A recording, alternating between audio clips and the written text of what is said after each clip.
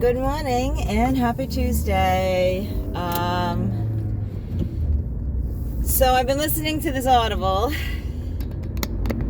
What's it called? Oh, I can't remember the name of it. Anyway, they're talking about this portion of it. They're talking about trauma and how it can resonate in the body. And they're talking primarily PTSD victims and from post-traumatic stress disorder from war. And one of the things that they looked at, and this research study I have read about in psychology, so I'm pretty familiar with it. They did this test on dogs.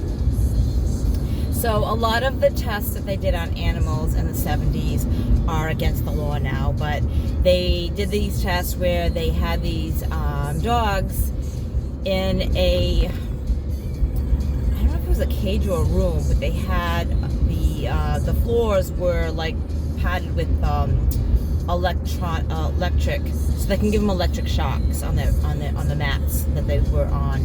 So there was no way to avoid it, right? So wherever they are in that room or in that cage, there was electric shocks, and they would basically torture the dogs with these shocks. And what they did was, over time, after giving these dogs electric shocks, they opened the doors and found that the dogs would not leave. They would still stay there with the electric shocks. They would whimper and complain, but they would lay there, and they almost like they gave up hope, right?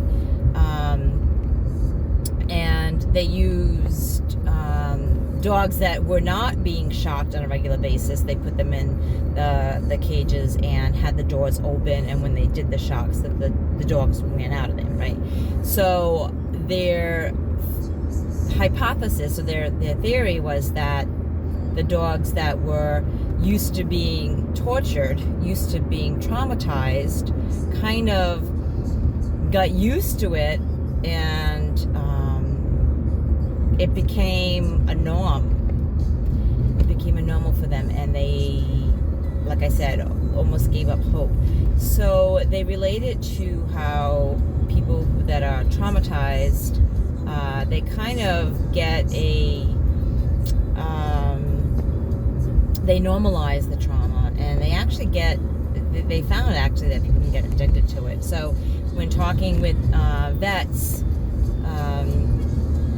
from war, talking with veterans that have PTSD, what they found was that they actually got excited in talking about the battles, or their helicopter coming down, or some traumatic events. They actually talked about that more than they talked about everyday problems that are going around now. They're in therapy to help them because they're having problems with their life, and they don't talk about that, but they'll talk about the horrific events that they experienced, in war.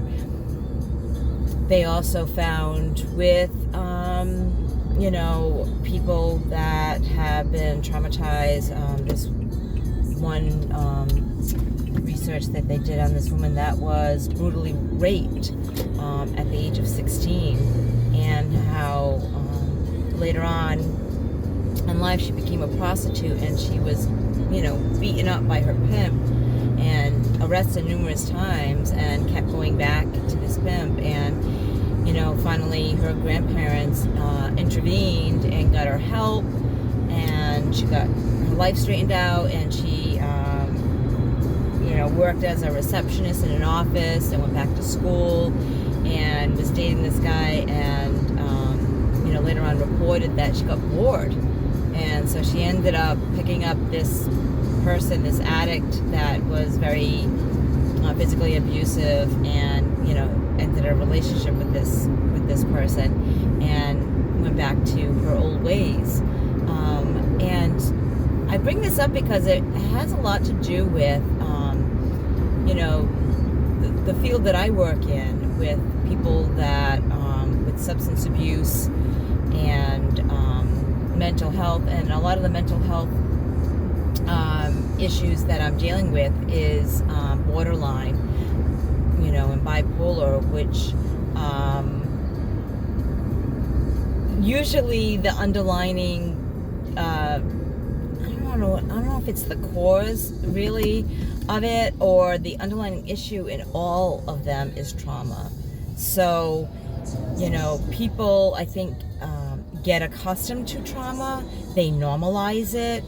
I know a lot of people that, you know, have self-harm, so they cut or burn themselves in that pain, and they've proven it too chemically, right? So they did some research and finding out the link as far as like the serotonin and the endorphins that are released when people are experiencing pain.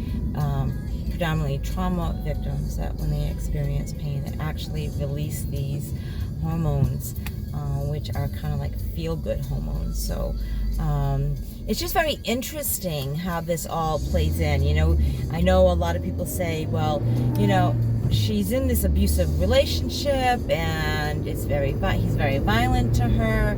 I mean, it happens with both sexes, but I'm just giving up for instance.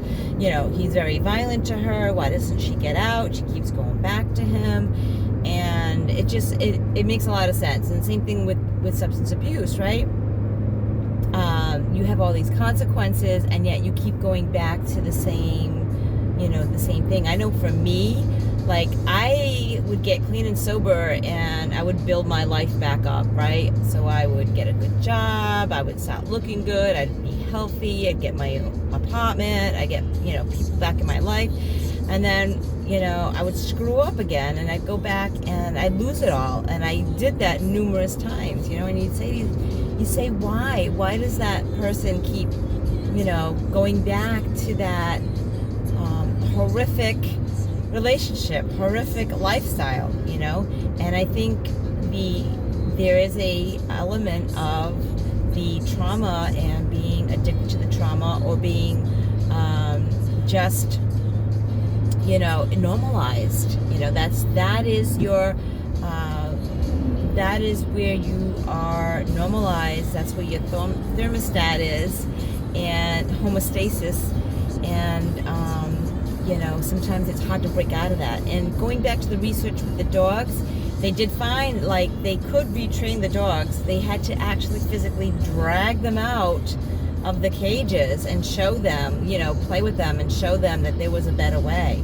And it took time. Like, they didn't just do it once or twice. They did it numerous times, where they had to constantly drag the dogs out of the cages and show them that there was a better way. So it's just very interesting, and how it correlates to addiction, I feel. Just a little FYI. So if you do have struggles, trauma in your life, you struggle with substances, you struggle with, you know, self-harm or abusive relationships, you're not crazy. There's a reason why, and there's help. And if you are in that situation and seeking help, there's numerous hotlines, but you can always email me, Doreen at recoveryenthusiast.com, and I can help you seek the help that you need.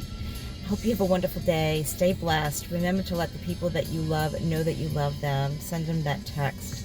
Give them that call.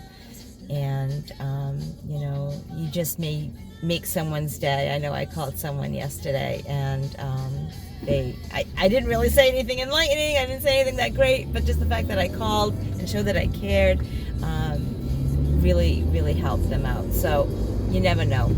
And live in life enthusiastically, because there really isn't any other way. If you like my videos, hit the subscribe button. Follow me, Recovery Enthusiast, on Instagram and Facebook. And until next time, guys,